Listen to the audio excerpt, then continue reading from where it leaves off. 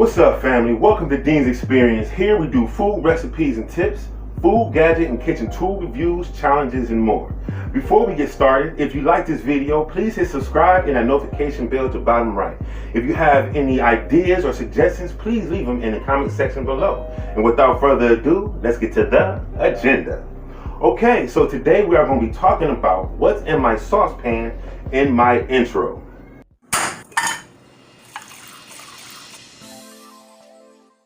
Now that, ladies and gentlemen, is what I call the Ddin'S Kitchencense, or incense. It's a play on words. Ddin'S Kitchencense, incense. You know what I'm saying. So pretty much I love this incense because it gives off a beautiful aroma. And as we all know, that food is a comfort thing for everyone. That's one thing that all of us have in common. We all have to eat. We all love the smell of food. And especially when you're having a dinner party or just having a little get together or a set maybe.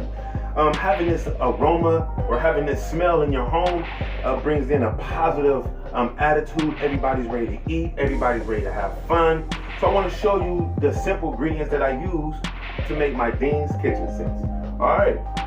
So as you can see here, I do use a lot of oranges, lime, lemon, grapefruit, and I like to use old fruit rather than fresh fruit, and vice versa. It really doesn't matter. So you're going to cut these up until you have a bag full of peels, and sometimes I put whole oranges, whole lime, whole grapefruit in here. Doesn't matter. I haven't tried apples. I will try that. But however, show you a simple way how this is made. Now, you are going to use rosemary, ginger, and cinnamon. Now you can use either one by themselves with fruit, but I like to use all three of these together.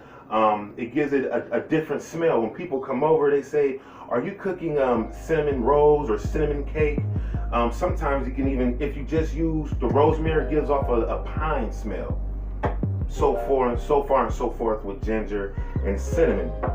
Okay, so to get right to it, so the first thing you're going to do, if you don't have a mixer, you can most definitely use a jar and a cup. This is what I used to use a lot. Shake it up, and it works just the same.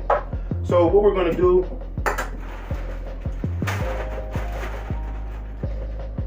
take a little handful, pour it in there, and I got sweet yellow oranges and I got mandarin oranges in this bunch right here.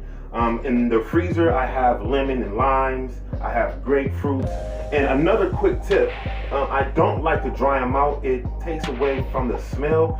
However, I like to peel them, and straight from the peel, put them in the freezer, and when they thaw out while they're boiling down, it gives off a strong smell. Okay? Alright, so we take 1 teaspoon of rosemary, 1 teaspoon of ginger, and 1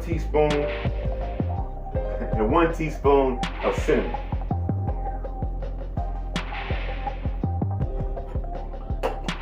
We're going to shake this up real well.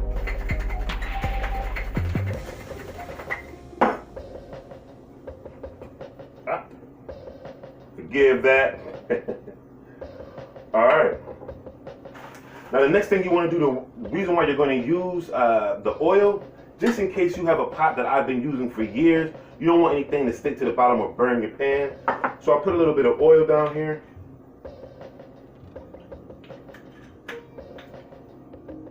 And we'll get to the different oils here in a second.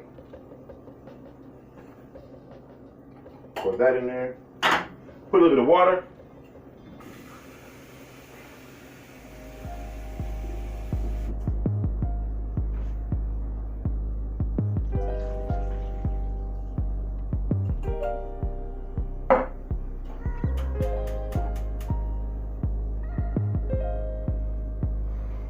And that's it. You're just going to let this boil up. You're going to put this on high heat, and we're going to let this boil up. But since we're on the subject of incense, quick facts. Where was incense invented? Stick incense was invented in China during the Ming Dynasty, 1368 to 1644, and it has become a permanent fixture since. Japan was responsible for the cone-style incense, and it was introduced for the first time at the Chicago Fair in the late 1800s. There are references of incense in the Old and New Testament. Now that's history. Now that was pretty cool. So now as you guys can focus over here a little bit, as it starts to boil up and about to boil over, turn that down to low, between 2 and low, and there you have it. You see, you might not see it on the camera, but a nice big gust of smoke comes up, puts a nice fragrance in the air, beautiful, nice aroma, everybody's happy, and it puts everybody in a positive mood. Now, we did want to get on the oils. I do use extra virgin olive oil, grapeseed oil, or coconut oil. The coconut oil and the grapeseed oil in itself will give off a different aroma because they do have a smell in them in itself. I love playing around with seasonings, oils. You know, I like to play around with it, you know, to experiment. You know, fresher fruit gives off a, like I said, fresh fruit gives off a more stronger citrus smell, as far as older fruit give off a more sweet smell. And so just play around in the kitchen. If you are underage, make sure you have a parent or guardian in there helping you. Again, you know, the kitchen is your laboratory and cooking is a science. Experiment. Have fun with it. You know, there's no wrong or right way to do anything. There are wrong things to do in the kitchen, but however, if you think you're messing up on a dish or something, look, some of the greatest meals came from accidents. Look up potato chips and how they were made. Look up certain seasonings or marinades, whatever you want to know, look that up, okay? And you'll find out that a lot of dishes that a lot of these great chefs have made sometimes were on accident. So whatever you have in mind, do it. When I made this years ago, a lot of people were saying to me, oh, again, one more quick tip. As it tends to evaporate, have a cup of water and just refill it. Take a spoon,